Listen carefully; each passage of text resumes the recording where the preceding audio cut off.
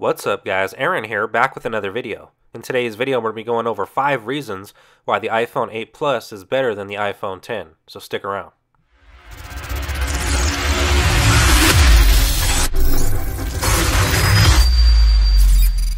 The iPhone 10 is definitely a runaway hit, judging by supply that dried up soon after launch and the long lines outside its stores. Apple's 10th anniversary iPhone is well received by critics too, and fortunately hasn't faced any major complaints, unlike Google's Pixel 2 XL smartphone. Now, after seeing the title of this video, it's probably weird for me to say, but I'd rather personally pick up an iPhone 10 over the 8 Plus.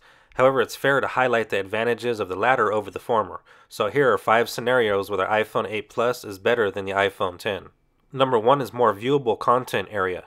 There's a general misconception that since the iPhone 10 has a 5.8-inch display, it should display more content than the relatively smaller 5.5-inch display on the iPhone 8 Plus.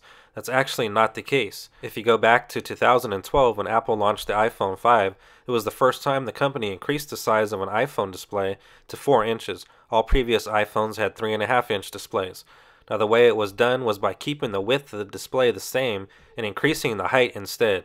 This made it easier for app developers to rework their apps to fit the taller display, all while retaining one-handed usability. A couple of years later, Apple did increase the width of their phones with the 4.7-inch iPhone 6 and 5.5-inch iPhone 6 Plus. The same form has been retained on regular and plus-sized versions of the iPhone 6s and the 7 and this year's iPhone 8. So essentially, the iPhone 10 has done to the iPhone 6 design what the iPhone 5 did to the 4S. Meaning the iPhone 10 retains the same width as the iPhone 8, but increases the height. The only difference this time around is that due to the removal of the home button and presence of a near bezel-less display, the display size was upped from 4.7 inches to a whopping 5.8 inches.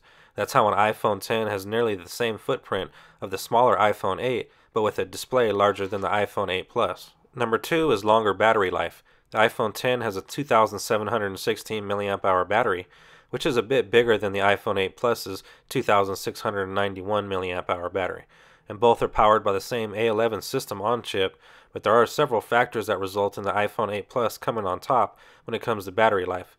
For one, the iPhone 10 features a sharper, higher resolution display that's HDR and Dolby Vision compatible. The OLED technology used on the phone is typically more power efficient, but not when showing white colored content on the screen.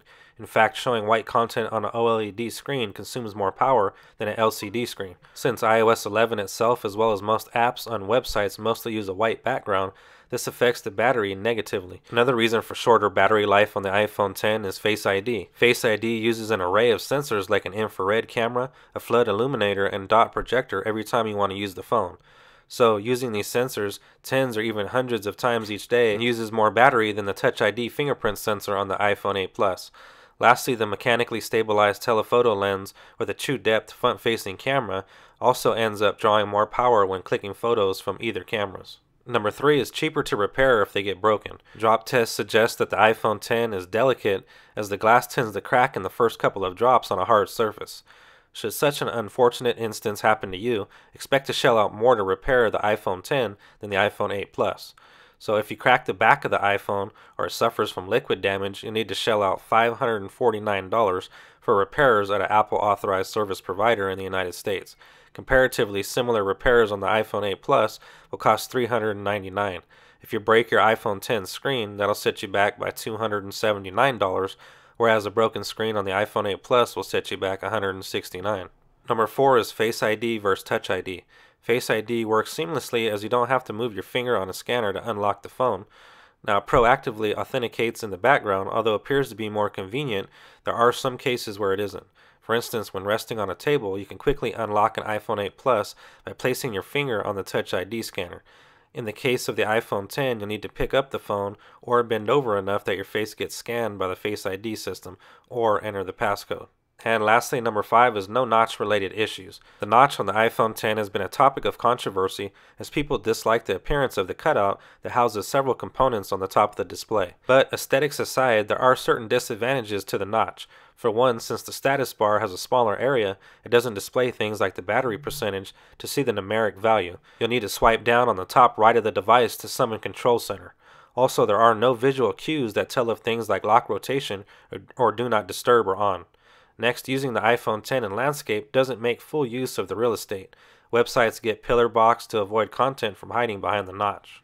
Well, that's going to do it for me in this video. I hope this video helped you out. Please be sure to drop a thumbs up down below and subscribe to the channel to be notified of future content. As I mentioned earlier, my name is Aaron, and I'll see you guys on the next one.